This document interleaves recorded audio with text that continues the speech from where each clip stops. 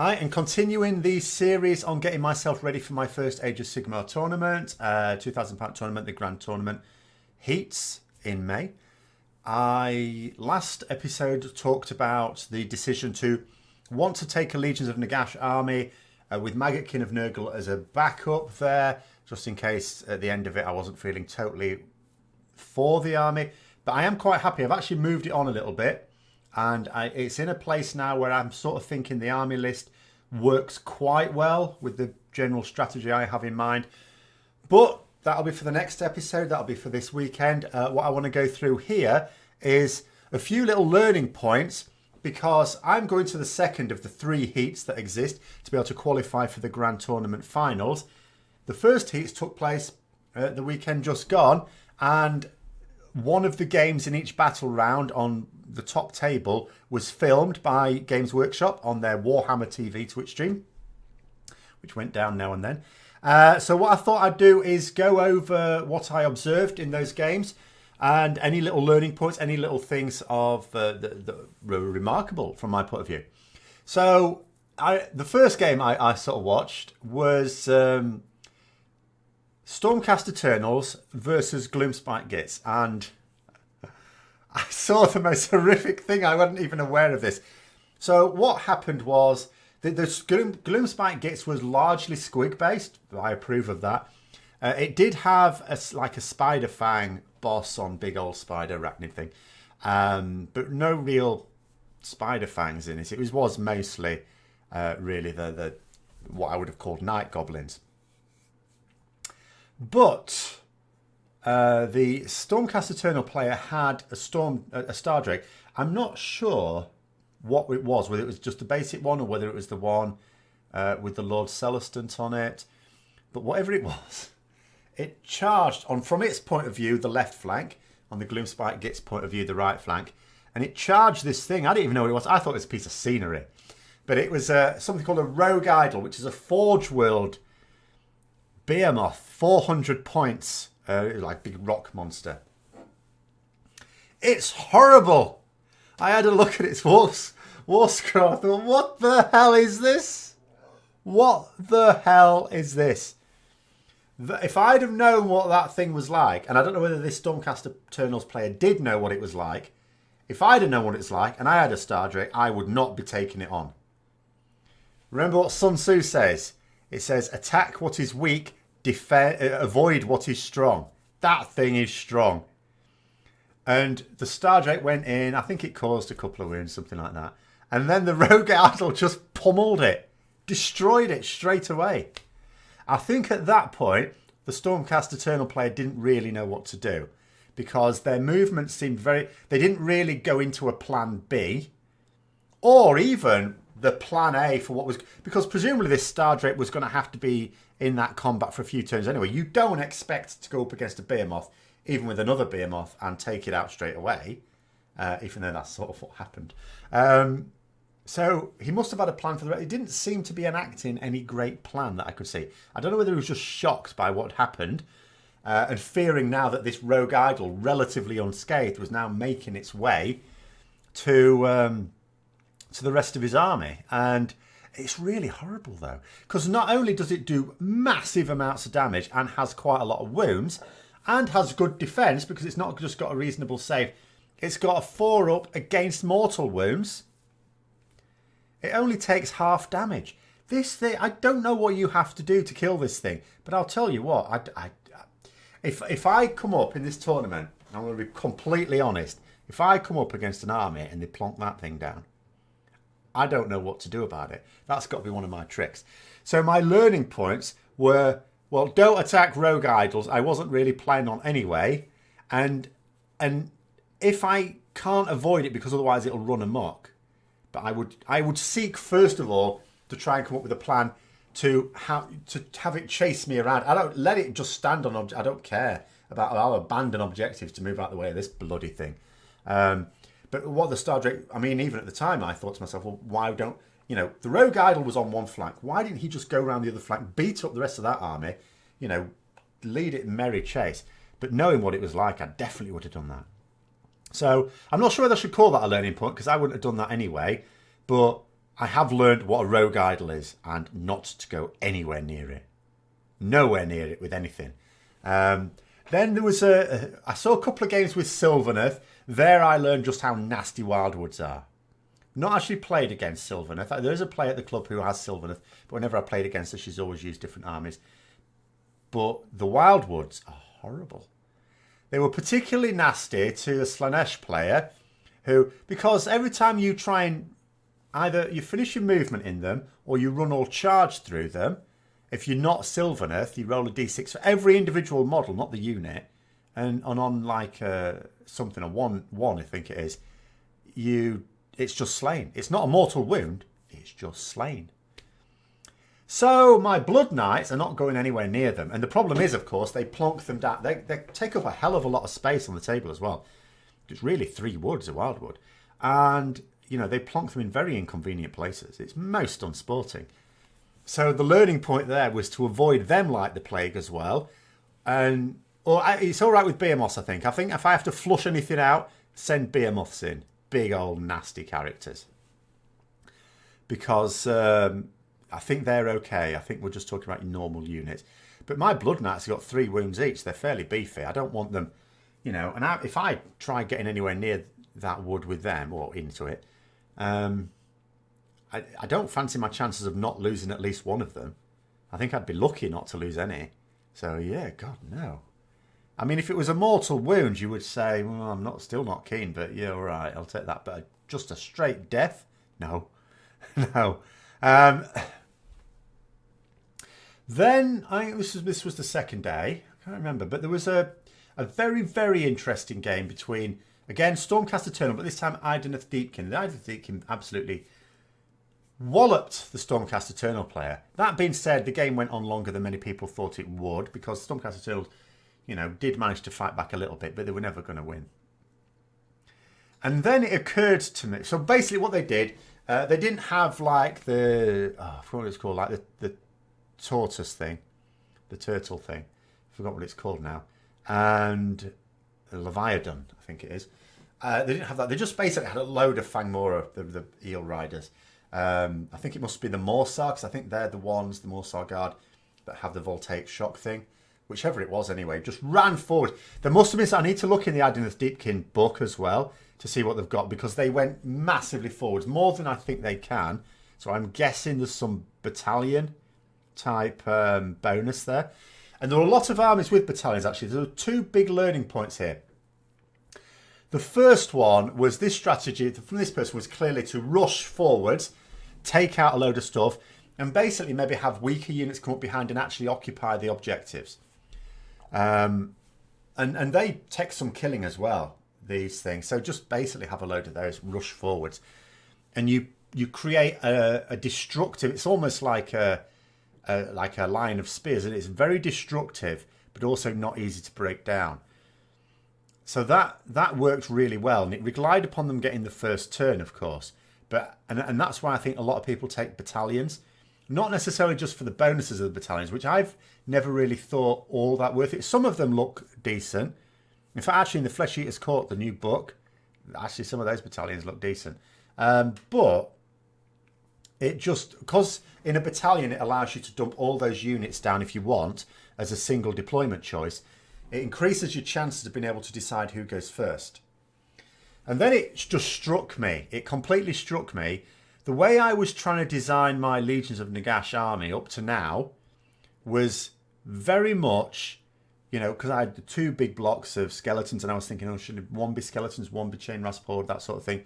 And why was I going for a big block? To get onto an objective and have more models on it or in front of it than my opponent. In other words, getting onto an objective and holding it. But getting to the objective with relatively weak units. These are not units that are going to be able to push the opponent off. They have to get there first. But I can only get there first if I have fewer deployment choices than my opponent. Or at least the same number, and I win the roll-off to decide who chooses who starts deploying. And I thought to myself, well, that may not be the case. And even if it is, and I have, quite a few choices, maybe an opponent will just go mad. Maybe there'll be an opponent out there that has their entire army in one battalion, let's say. It's unlikely, but maybe a couple of battalions, they get two plonks down, that's it. And I thought it's probably better that I don't try and adopt a strategy of aiming to get the first turn, because then it goes a bit wrong if you don't. Much better to go on the assumption that I won't get the first turn. So in other words, rather than having an army that's intended to occupy objectives, have an army that's intended to beat things off them. Because if you have, and it was very interesting, this Idon's Deepkin player, if you've got a wave front that can just push forwards and keep the opponent hemmed in because you're destroying anything that pokes its head out, you can have much weaker units just come up from behind and occupy the objectives. And that's probably a more reliable way of looking at it. Because the worst thing that happens in tournaments is your intended strategy, something bowling it over right really quickly. Because then either you've prepared a backup, in which case you're preparing at least twice as many ideas as you really need, or you're having to rely on inspiration under the pressure of a tournament, time pressure and all the rest of it. You can sometimes make stupid decisions. I've certainly done that when I played Warhammer Fantasy Battle tournaments. So that was a useful thing. And then I think the other thing is, you look at the situation, and it's because I think you probably do have to adopt one of two strategies. You either have a strategy of taking objectives, because that's how you're going to win it in the first place, taking and holding objectives, or you adopt a strategy of taking out your opponent and then you can just clean up the objectives. Now the second one can be trickier, but at the same time allows you to have a more reliable strategy, I think. So that's the one I'm favouring. And as I say, there'll be more on that in terms of where I've gone with my army list at the weekend. The final game was really encouraging, I have to say. It was between a Flesh Eater Court and a Sylvaneth, and it swung one way and then the other. But the interesting thing is, first of all, the game was delayed. Now, this was a bit unfortunate. One of the players, their army was in the cabinet because it was one of the best painted armies, so it was in that competition. But unfortunately, and that was, hopefully Games Workshop will learn from this, meant that their game started last. Now, when you're talking about two players, who are two of only four players in this last game that have won all their battles by a major victory, and therefore in with a shout at winning the whole thing, well, you really want to let them get their game started on time. And then the other issue is both of these players had armies with loads and loads of models. The Sylvaneth player had absolutely loads. And what was quite cunning is Flesh Eater Court, of course, several of their characters, all the aberrant characters, have a command ability which they can use once per battle, which allows them to just plonk down a unit. It could be a unit of like ghouls, or even a hero, or a unit of what's called the knights, but the beefier ones. You can just plonk them down. So you could plonk down with multiple characters, several of these all in one go, and you can plonk them down anywhere you like. Don't have to be in range of the person who's summoned them. Anywhere you like, as long as it's more than 9 inches away from enemy units. Now, so what the Sylvaneth player did, they had a load of dryads, and they just deployed a load of them on the back row to stop the Flesh Eater Court's player just deploying them on their enemies, because it has to be near a table edge as well, to stop them deploying there. Because otherwise, you can imagine the Sylvaneth player moves forward, Flesh Eater Court comes up behind them and nicks the objectives, and you've only got weak units left behind to guard them. So that was food for thought. I'm going to have to come up with something like that, because I have to say, in the army list I've come up with, I don't really have that capacity in it. I don't have loads of models to string out and prevent them doing that. Therefore, it might be more sensible to take the view that perhaps I need to understand that is what they will do.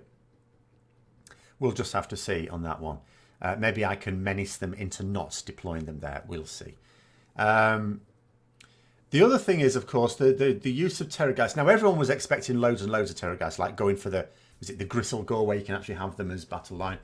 I've never really preferred the Terrorgeist over the Zombie Dragon, but other people have.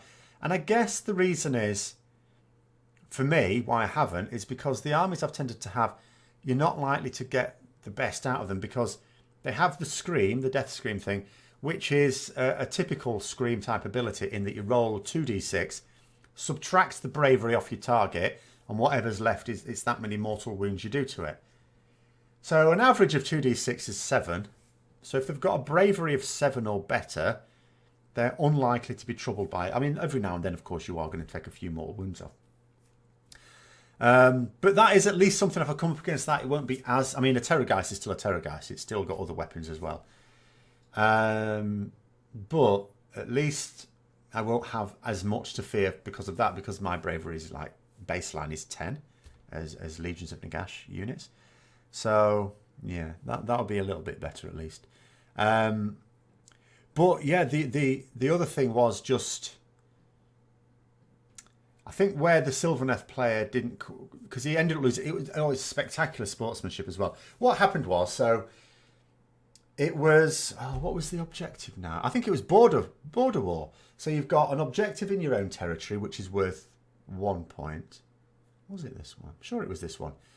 In your opponent's territory, which is worth 4 points to you. 1 point to them, of course. And then 2 on the border, which are worth 2 points each. So the Sylvaneth player initially ran right forwards and got loads of models around even their opponent's one. So they were scoring the maximum of 9. And they did the same in turn 2, maximum of 9. But then the Flesh Eater Courts pushed them back. And within a turn, very, very quickly, just completely, almost completely destroyed them. But here's the thing. It was getting to the next battle round. And the Flesh Eater Court at this point, if the game had gone the duration, excuse me, would have actually won easy, hands down. Sylvaneth player really didn't have anything to fight back with. But there were 5 minutes left. So if the Sylvaneth player had just carried on playing, there wasn't enough time for the Flesh Eater Courts player to catch up on the points. Even though, had it gone to the full 5 terms, if time weren't an issue, they easily would have won. Everyone could see that. But they didn't. And I suppose you would argue, especially people being filmed doing it, but top players are not going to do that because you don't want to get yourself a reputation for doing that. But nonetheless, I still applaud it. I still think it was very sporting to concede at that point. Because not only were they conceding the win, which they otherwise would have had, because they were basically 18-1 up on like victory points or something, or 18-0 up, but also by conceding... That means it's like their opponent has caused the full 2,000 points worth of damage. Because that can come into it in a tiebreak situation. And you do get a lot of tiebreak situations.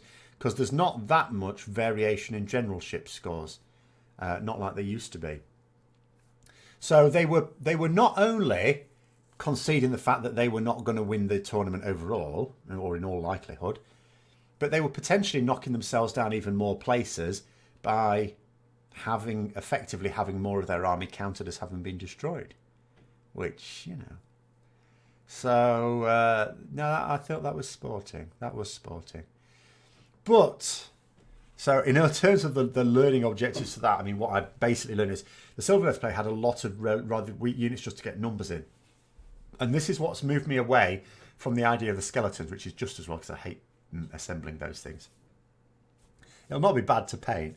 I will paint them still at some point, but I've moved away from them because to hold objectives, you do need lots of models, but you need tough models because otherwise your opponent will eventually whittle you down. And I can't bring them back at the same rate as they can be destroyed. Nighthawk may be better, but again, with the unmodifiable armor save, but again, over time, surely you're going to get whittled down. And you can destroy quite a lot of them in one go with something very powerful. So I thought to myself, like, this is where Maggot King of Nurgle can work. You can absolutely understand how, say, 3 Great Unclean Ones and 3 units of Plague Bearers. I mean, that'd be boring. But you can understand how that'd be good. Because in Plague Bearers, you can have a large unit, so you've got the numbers, and they're very tough. They can't do a lot of damage, so they're not going to beat anyone off an objective. But you could use the Great Unclean Ones to do that. You know, I think that's the strength of a Nurgle army, and that's what makes it tempting. But you don't have that with Legion of Nagash. They're not really that tough. And if you want a tough unit, you have to spend a lot of points on them as well. So I am favouring, but if you don't have that, then you can't adopt a strategy of just grabbing an objective and then holding it. If you don't have something tough to block your opponent, you can't really get away with that. Your alternative is having loads of really cheap, fast units, like I could just have loads of direwolves and just have them go up in waves. Just make sure they're more than 3 inches behind the other one. The opponent can only charge one, and unless they can fly and go over them. In which case, let's say they destroy that unit. Oh, great, well done. But you have to wait for the next battle round before you can now advance and get into the next one. So you could have that waves and waves of cheap units just to tie them up potentially. Or you need something very strong to sow panic in their ranks. Take out whatever you know they comfortably can. Like, remember what I said at the start, you don't take on the toughest looking thing unless you know you've got the measure of it.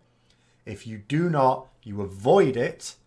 Take out probably, you would say, the toughest thing you can, whilst also knowing that you're not going to do badly out of it. Don't get yourself into a close fight. Get yourself into a fight you absolutely can win. So it was quite interesting. And what I took away from the general event was, first of all, I am going to have a deployment plan for every single one of the 18 possible battle plans. I'm also going to have to create myself cheat sheets for all the realms, because realms are used. Now, I actually think they're a little unfair, because realm rules can give an advantage to some players. Like, for example, there was one where it was -1 leadership, or -1 bravery, sorry, using the wrong term again, unless you're an order player. So if you're any of the other Grand Allegiances, you're -1 to your bravery. Well, that's not very fair. So I don't like, but they'd been done, for a tournament, it's more the sort of thing I would suggest for friendly games. But it's in there. There's no point in me complaining about it. So I need to have cheat sheets. And then again, I need to think about, if I end up with this one, what am I going to do? Obviously, I can't do every realm for every battle plan. That'd be ridiculous. But just some general things. But I can do deployment strategies for all 18 battle plans. That'll be fun. For shifting objectives, you are going to need mobile units. There are obviously there's Gift of the Heavens, but there's even worse one, and this one did come up. And these ones I think are a little unfair as well, I have to say. But where the objectives appear later on in the battle, because if an objective happens to appear near where you've got a load of your army, well, that's great. If it happens for your opponent, if it appears way away from them, then, well, that's a bit harsh. But again, no point in complaining about that. You need mobile units. Okay, so that's a definite learning point. I'm moving away from the idea of just occupying an objective with something that can hold its own. So I need to have weak things hold the objectives, and stronger things to just push the opponent back. That is going to be my strategy basically, and yeah, because I think that's an easier strategy if you're going to go second anyway. And I don't want to design an army specifically to try and go first and then still be beaten to the punch by someone else, because it will all collapse then. I'd much rather have a strategy that accepts the fact that my opponent could go first, accepts the fact that they could come forward and grab those objectives. Have I got something to shift them off them quickly? That's what I'm going to be doing. That's my plan anyway. So that's what I've taken from the first heats. The next video, as I say, in a couple of days' time, will be the army list I've now come up with, which I've now started assembling and painting. In fact, I had, just as a little sneaky preview, oh, it's stuck now. I got the Blood Knights, which annoyingly, because they're really old models, came on Slotters and the old Slotter bases. But I've had to, which I had to buy. I had to buy some bloody normal cavalry bases and pin so that they're actually up on there. They look a little bit drunk because I didn't actually spend as much time as I should have done on it. But they're all right. I call it like they're dynamic. They're riding on horses very quickly in order to crush the opponent. So they're a little bit off balance. Never mind. So anyway, I hope you enjoyed the video. If you did, don't forget to hit the like button, subscribe for further content. And until next time, I'll see you later.